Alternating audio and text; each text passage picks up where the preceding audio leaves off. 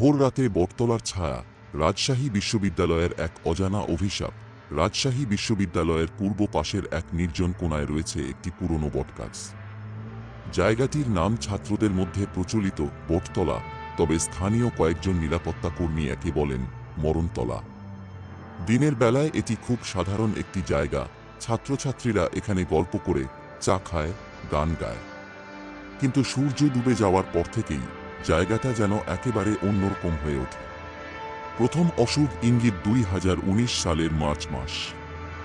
বিশ্ববিদ্যালয়ের সমাজবিজ্ঞান বিভাগের ছাত্র রাফি তার থিসিসের কাজের জন্য ক্যাম্পাসেই রাত কাটাত। বন্ধুদের কাছে তার পরিচিতি ছিল সাহসী আর যুক্তিবাদী হিসেবে। ভূত প্রেতের কোনো গল্পেই সে বিশ্বাস করত না।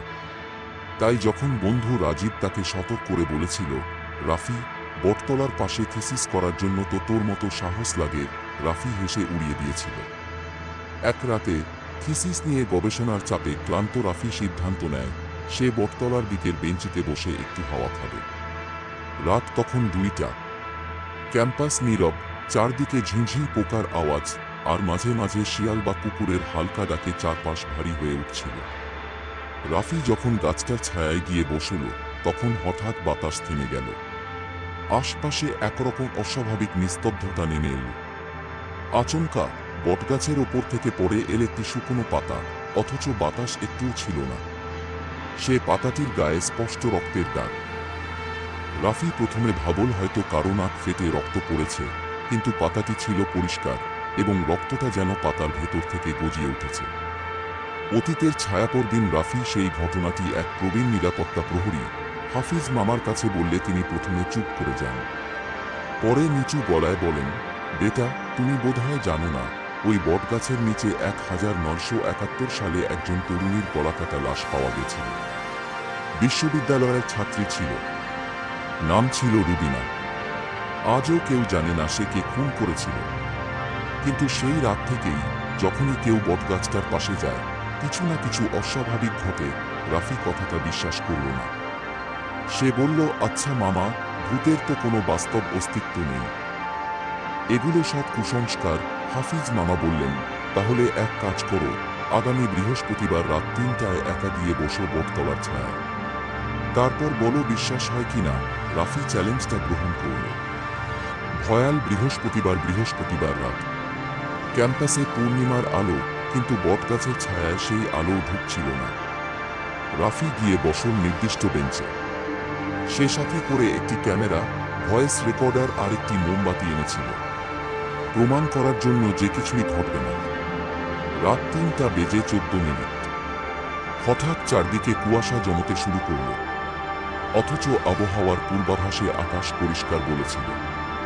একসময় তার ভয়েস রেকর্ডারে খচখচ আওয়াজ আসা শুরু হল।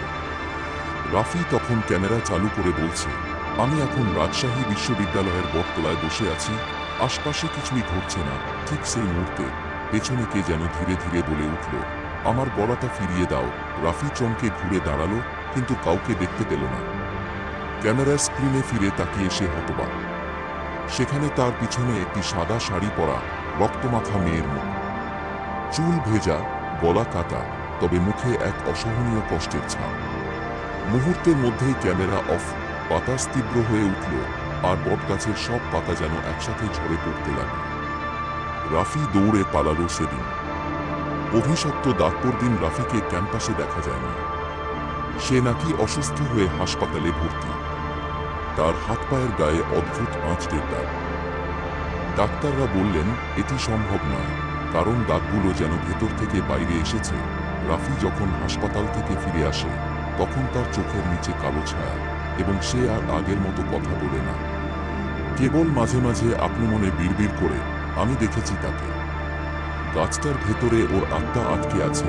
নতুন ভাড়াটিয়া, নতুন শিকার। 2021 সালে বিশ্ববিদ্যালয়ে নতুন ভর্তি হয় একদল শিক্ষার্থী। তাদের মধ্যে একজন ছিল সুমাইয়া। ভূতপ্রেত, অতিপ্রাকৃত ঘটনা নিয়ে তার ছিল বিশেষ আগ্রহ। সে ইউটিউবের জন্য গা ছমছমে ভিডিও বানাত। একদিন সে শুনে ফেলে বটতলার অভিশাপ এর গল্প। চ্যালেঞ্জ নিতে সে রাতে বটতলায় একা যায়, ভিডিও রেকর্ড করে। ভিডিওর শেষ 2 মিনিটে হঠাৎ তার ক্যামেরা ঝাঁকাতে থাকে, পেছনে কেউ হাঁটার আওয়াজ, আর হঠাৎ করেই সে পড়ে যায়। পরদিন তার ইউটিউব চ্যানেলে সেই ভিডিও আপলোড হয়, অথচ সে তখনও নিখোঁজ। ভিডিওর শেষে দেখা যায় একটি রক্তমাখা হাত ক্যামেরার দিকে এগিয়ে আসছে। সুমাইয়াকে আর কখনো খুঁজে পাওয়া যায়নি। শেষবার যখন কেউ গেল সর্বশেষ 2023 সালের জানুয়ারিতে বিশ্ববিদ্যালয়ের 2 শিক্ষার্থী রাত 12টার দিকে বটতলার কাছে আড্ডা দিচ্ছিল। তারা সেখানে হঠাৎ একটি মেয়েকে দেখতে পায়, দাঁড়িয়ে আছে গাছের নিচে, কাঁধে একটি পুরনো ব্যাগ, মুখ নিচু। তারা ভাবল হয়তো কেউ পথ হারিয়ে ফেলেছে। কিন্তু যখন তারা কাছে গিয়ে বলে, আপু আপনি ঠিক আছেন, তখন মেয়েটি ধীরে ধীরে মুখ তোলে। চোখ নেই, শুধু কালো খালি গর্ত। আর তারপর তাদের আর কেউ খুঁজে পায়নি। রাজশাহী বিশ্ববিদ্যালয়ের হাজারো গল্পের মাঝে বটতলার ছায়ায় লুকিয়ে আছে এমন এক সত্য, যা কেউ বিশ্বাস করে না, কিন্তু কেউ অস্বীকারও করতে পারে না। হয়তো আজও কেউ বটগাছটার নিচে বসে ফিস করে বলছে, আমার গলাটা ফিরিয়ে দাও। আপনি কি কখনো রাজশাহী বিশ্ববিদ্যালয়ের বটতলার পাশে গেছেন? কিছু অস্বাভাবিক দেখেছেন? কমেন্টে লিখুন। ভয় পেলে তাহলে অবশ্যই লাইক দিন, সাবস্ক্রাইব করুন আর শেয়ার করুন আপনার সাহসী বন্ধুদের সাথে।